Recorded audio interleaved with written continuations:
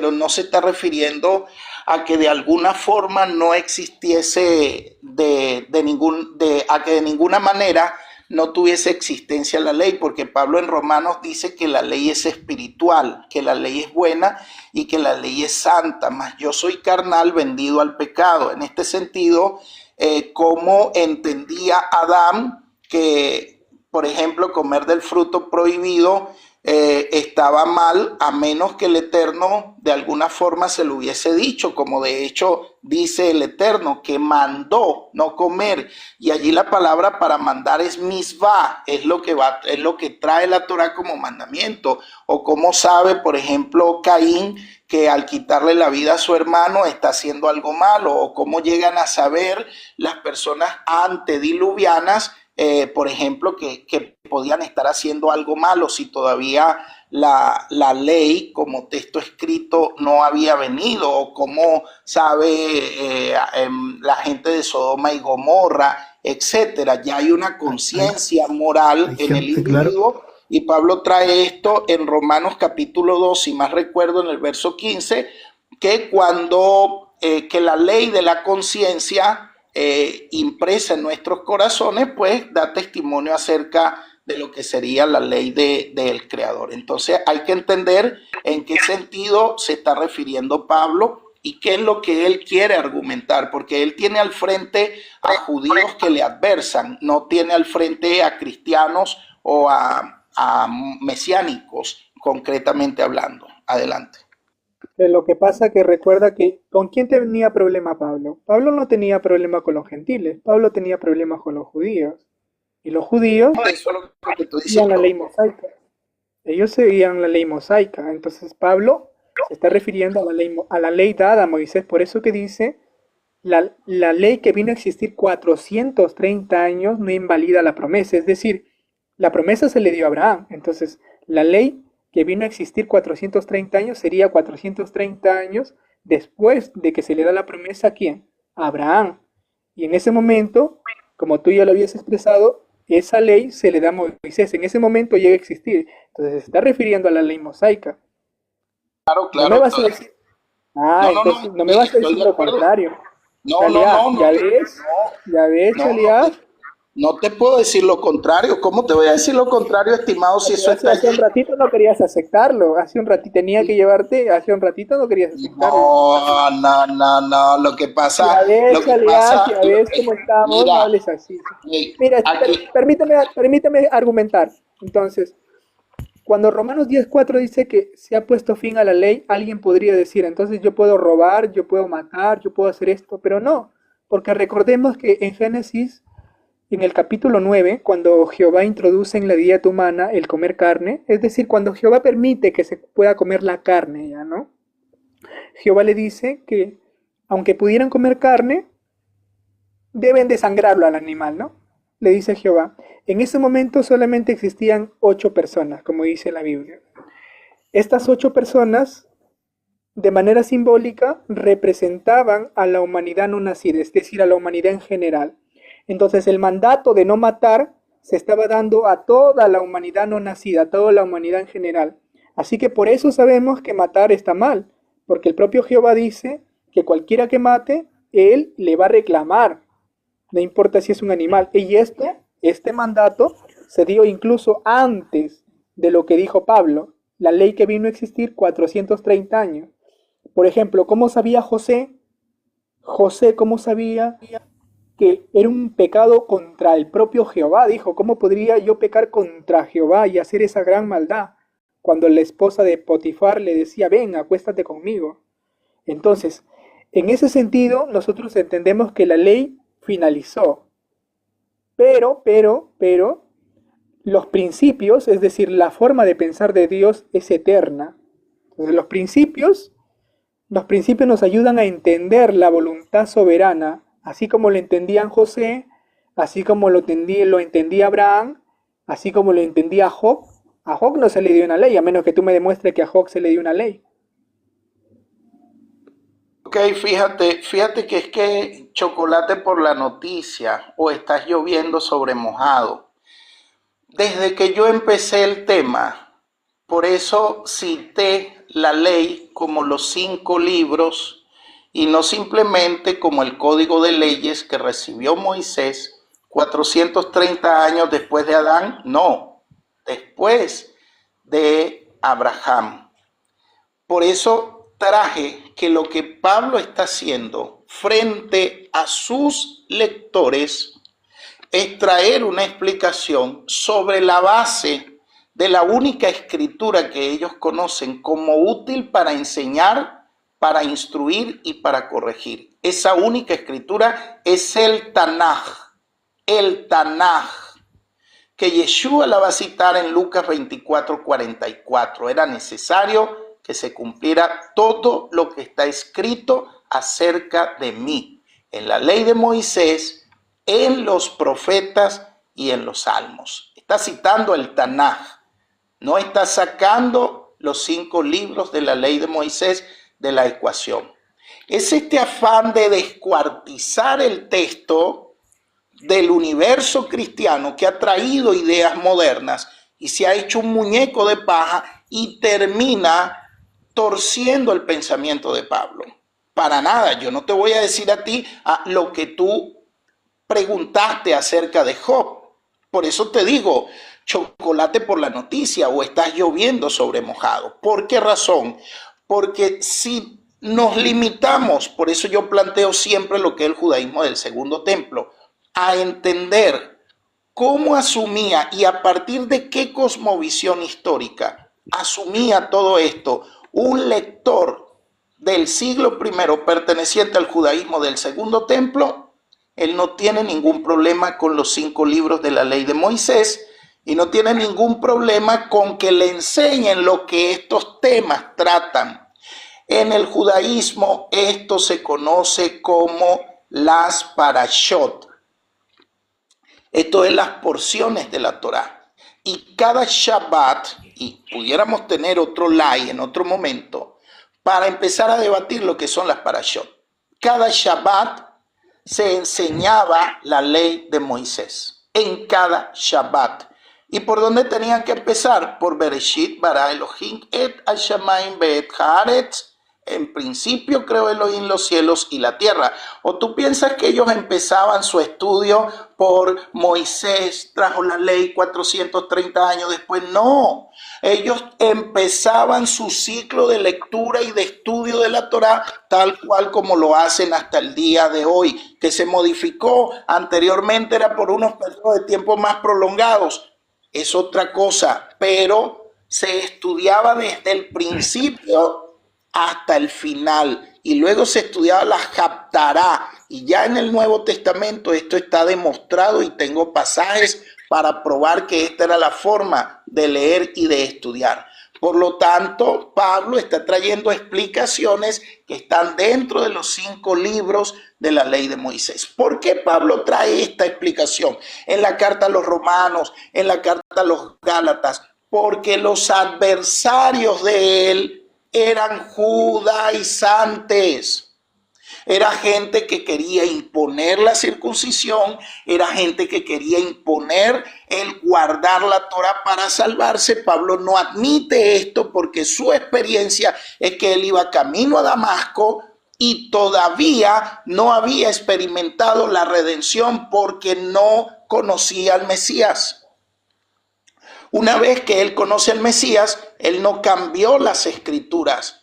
Lo que hizo fue cambiar su paradigma para interpretar las mismas escrituras. Y anteriormente su servicio era un ministerio de muerte y ahora era el ministerio del Espíritu y de la reconciliación sobre la misma base de la escritura que antes empleaba para perseguir a quienes anunciaban este movimiento.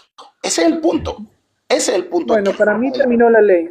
Para mí, según Romanos 10:4, para mí terminó la ley, finalizó la ley. Y yo no necesito la ley porque como menciona en el capítulo 9 de Génesis, si alguien quisiera objetar, ¿no? Decir, entonces puedo matar, ¿no? Porque en Génesis 9, cuando se habla con respecto a Noé, a su esposa y a sus hijos y a sus nueras, se les dice el Eterno, o bueno, la voz soberana, o Jehová, o como ustedes le quieran llamar, le dice que no deben matar. Entonces, ya. Adelante, Gabriel. Yo no necesito la ley. Que hable Gabriel, por favor. La ley para entender ciertas cosas o inferir sobre gracias. ciertos asuntos. Yo entiendo por ley instrucción. La ley son instrucciones de vida. Y Pablo, de hecho, en un momento dice, quitaremos la ley, no, de ninguna manera. Por eso, hace rato comenté que Pablo es el apóstol más mal interpretado. Él dice, no, de ninguna manera, porque ¿cómo sabría uno qué es pecado si no conociera la ley? Y los mandamientos forman parte de la ley. Y yo quería preguntar si los 10 mandamientos, Bastián, ¿era tu nombre? Los llevas a la práctica, como por ejemplo el Shabbat.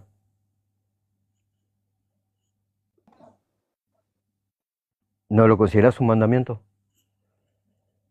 Sí, pero no lo llevo a la práctica, esa fue tu pregunta. No, preguntaba por curiosidad. Ok. Listo. ¿Tú sí lo llevas a la práctica? Sí, hace 2 años. Empecé a leer, a investigar y a querer entender un poco judío? Más la Biblia. No. ¿Eres judío? No. ¿Y por qué guardas el sábado? Porque Yeshua dijo que él era el Señor del sábado o del Shabbat y que el Shabbat fue creado fue hecho para el hombre, dijo, no dijo fue hecho para el judío. ¿Y en qué contexto lo dijo? ¿Lo dijo para las ovejas perdidas de Israel o lo dijo para aquellos que eran de otro redil? Pero cuando uno se vuelve a la fe del Mesías y al Dios de Israel, pasa a ser hijos adoptivos de Abraham. Lo dijo porque él fue enviado, dice él fue enviado solamente a predicarle a las ovejas de Israel. Entonces mi pregunta es sencilla. Cuando dijo estas palabras, ¿lo dijo para las ovejas de Israel, a las cuales fue el enviado? ¿O lo dijo para las otras ovejas, que serían en este caso los gentiles? A los judíos. Y posteriormente los apóstoles, siendo judíos, fueron a predicar a los gentiles. ¿Y los apóstoles predicaron el sábado? En todo el Nuevo Testamento hay un montón de versículos que mencionan que en cada Shabbat, como decía hace rato. ¿Es un texto donde digan que los apóstoles enseñaron que se debe guardar el sábado? Pero si te están enseñando eso, ¿cómo no? O sea, sí. A ver, dame la cita donde dice que los apóstoles estaban enseñando eso. Cuando se entregan los mandamientos en el Sinaí, había extranjeros. Y los mandamientos eran para los que estaban presentes y para las generaciones que iban a venir. Nosotros somos generaciones que vinimos después. Ajá. Estás haciendo una retrospección. Yo te estoy diciendo de los apóstoles, te estoy hablando de los apóstoles. Los apóstoles, por ejemplo, Pablo dice que él era apóstol a las naciones, entonces él le predicaba a los gentiles. Te estoy mencionando con respecto a los apóstoles. Cuando los apóstoles llevaron las buenas noticias sobre el Mesías, sobre el Cristo, dime, ¿ellos enseñaron que deben guardar el sábado? Que lo haya leído literalmente, no como un montón de otros mandamientos que tampoco lo dice literal. Sí, hay otros también. Regálame un segundito, aprovechando mi break, que ahorita estoy en mi break, para aprovechar, quiero preguntarle algo a este varón, si me regalas un tiempo. Chalía, bendiciones, mi hermano. David, adelante, habla con él. Sí, solo un ratito, no sé si quiere dialogar conmigo, Ley. Sí, tengo 10 minutos, porque ya me tengo que ir a dormir. Escuchamos esos 10 minutos. ¿Me puedes explicar por qué Jesús redujo los mandamientos en 2? El primero es, amarás al Señor tu Dios con toda tu fuerza, con todo tu corazón, ya te lo sabes, me imagino. Y el segundo es, igual que el primero, amar a tu prójimo como a ti mismo. ¿Me puedes explicar por qué el maestro reduce los mandamientos en 2? ¿Los eliminó o los amplió a 2 mandamientos? Ordena tus ideas y formula la pregunta de nuevo. Ordena tus ideas. Ok. El maestro pone los mandamientos en 2. El primero, amarás al Señor tu Dios con toda tu mente, con todo tu corazón. Ese es el primero. Y el segundo es similar al primero, amar a tu prójimo como a ti mismo. En esto están prácticamente los 10 palabras, o sea, los mandamientos morales. ¿Por qué el maestro lo redujo a ser? Lee lo que dijo Jesús, porque no quiero que le añadas tú. No le estoy añadiendo. No le estoy añadiendo. No, es que tú dices las 10 palabras. Jesús dijo solamente los mandamientos morales. Por eso no añadas. Simplemente cita el texto. Mandamientos morales. Pongámosle mandamientos morales. No. Cita lo que dijo Jesús. Céntrate en lo que dijo Jesús. Céntrate en lo que dijo Jesús. Explícame pues a entonces. Este experto de la ley, porque el experto de la ley le resta. No, oye, no le voy a hacer la pregunta. Ojo. No le voy a hacer la pregunta. El experto le dice quién es mi prójimo. Ojo que el experto le dice quién es mi prójimo. Oye, te voy a volver a preguntar. No le voy a hacer la pregunta porque te la estoy haciendo. No importa cómo te la haya hecho. Explícame por qué el maestro reduce los mandamientos a 2. Explícame el primero y explícame el segundo. El primero es: amarás a Jehová con todo tu corazón, con toda tu alma, con todo tu mente y con todos tus pensamientos. Ajá. Y el otro similar a este: ¿A qué conduce amar a Dios? ¿A qué? ¿Qué conduce? Ya, todo lo que se ponga por encima del Creador o del soberano del universo está mal. Ni padre, ni madre, ni hijos, ni cualquier persona que se ponga por encima del Creador es no cumplir el primer mandamiento. ¿Cómo? A ver. No te escucho, amigo. ¿No son los primeros 4? ¿Cómo? ¿No son los primeros 4 y 6 para el hombre? Por eso te repito, el primer mandamiento se refiere a que todo lo que se ponga por encima del Creador, porque ese es el más importante, todo lo que se ponga por encima del Creador está mal, porque lo primero debe ser el Creador. Entonces todo lo que Jesús quería decir es que todo lo que se ponga por encima del amor al Creador está mal. Hay un texto que dice: esto significa vida eterna, el que conozcan de mí. De cierta forma, amar a Dios significa aprender de Él y cumplir lo que Él desea. Pero correcto. Toda la Biblia en completo. Siempre niega los mandamientos a más no poder, y más sin embargo, tú honras a tu padre y a tu madre. Sí, como dice la Biblia. ¿Sí? Bueno, bienvenido a la Torá. Bienvenido a la Torá. Bienvenido a la Torá. O sea, ¿y dónde está? Dime. Necesitaste 3 minutos, yo necesité 4 horas y él guaviñó, Josué. Dime, ¿y dónde dice que debo guardar el sábado? En uno de esos de hoy. Cuando dice ama a tu prójimo como te amas a ti mismo. ¿Dónde dice que debo guardar el sábado? Vamos a ver. Te pregunto, pues ya te voy a preguntar. Tienes que guardar el sábado, en el amor a Dios. No, pero dime, pues, cuando Jesús dijo eso, ¿dónde entra el sábado? Yo puedo decir, si alguien me ayuda. Deja que responda Josué, deja que se defienda, Te voy a hacer la pregunta. Mira, la pregunta te la hizo aquí. No, yo ya te pregunté ya. Responde. Yo ya te pregunté ya. ¿Dónde entra? Pues. ¿Dónde entra eso? Pues, cierra tu micrófono, tranquilo. Vamos a ir a Marcos y voy a ver qué es lo que dice el maestro. Vamos a ver qué es lo que dice el maestro. Dice: también les dijo, el día de reposo fue hecho, dice, por causa del hombre, y no el hombre por causa del reposo. Por tanto, dice, el Hijo del Hombre es Señor aún del día de reposo. Te pregunto, ¿dice Jesús que es para los judíos o es por causa del hombre? ¿En qué contexto lo dijo? ¿Lo dijo para los judíos o lo dijo para todas las personas? Ahí dice, ahí no está hablando para la nación, ahí no está hablando. Mira, no rodees a la pregunta. Josué, no, tú estás que huyes a la pregunta. Mira, mi pregunta fue puntual. Tú me citaste las palabras del maestro. Escucha, pues. Oye. Escucha, tú me citaste las palabras del maestro. Mira, te voy a decir. ¿Me citaste las palabras del maestro, sí o no? Mira, Ley, te voy a leer el texto de vuelta. No quieres conversar, ¿no? No quieres conversar. No quieres conversar. Habla, pues, ¿quieres conversar o no?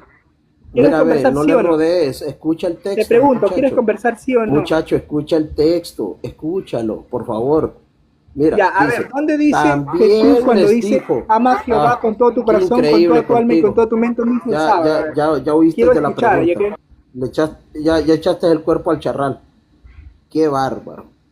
El texto dice Jesús. ¿De dónde dice el sábado texto eso? Pues, fue hecho por causa del hombre, no dice por causa de los judíos. No dice por causa de los judíos, por causa del hombre. Te pregunto. Ya, yo te voy a preguntar algo. Todo el mundo. Ya, yo te voy a preguntar. Responde ya. Ya, tú me has preguntado. Cuando dijo Jesús eso. Qué bárbaro. Dime, cuando dijo Jesús eso. Qué bárbaro. Pero que no puedes conversar entonces, no puedes sostener una conversación. Te estoy preguntando oye, te estoy preguntando. O sea, tú quieres que responda a lo que tú dices, pero tú no quieres responder mis preguntas. Es una. Es que no me has respondido la pregunta. Es una, amigo. Si no quieres conversar, entonces no conversemos, no es un monólogo. Oye, no es un monólogo, amigo. Mira. No es un monólogo, Josué. Sí, pero Josué, no es un monólogo. La pregunta y después pero entonces conversa. Si no sabes conversar, entonces no puedes conversar. Mira, con Chalía he conversado bien. Pero entonces no se puede conversar. Ya ve usted. Ya ve que le hago la pregunta y hoy sí. Sí. O sea,